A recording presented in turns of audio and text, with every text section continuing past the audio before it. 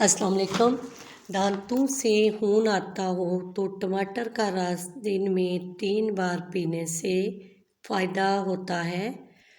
अगर दांत खट्टे हो जाएं तो बादाम खाएं, इससे दांतों का खट्टापन दूर हो जाएगा। अगर गर्दन पर पसीने की तेज़ी की वजह से मैल जम जाती है तो इसे उतारने के लिए कच्चे दूध में 2 गुलाब का मिलाकर गर्दन पर हल्के हल्के मलें।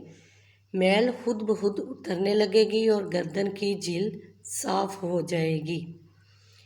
चने की भीगी हुई दाल और शहद मिलाकर खाने से मोटापा कम होता है। दही भी मोटापा कम करने के लिए मुफीद है।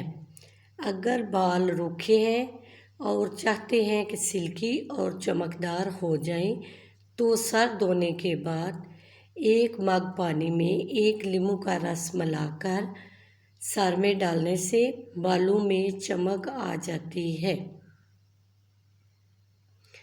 अगर सर में खुश्की हो तो नहाने से 1 घंटा कबल तेल लगा लिया करें।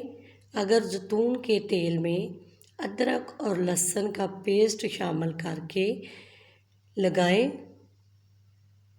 तो 15 दिनों में आपके सर से खुश्की ख़त्म हो जाएगी और बाल भी मज़बूत होंगे।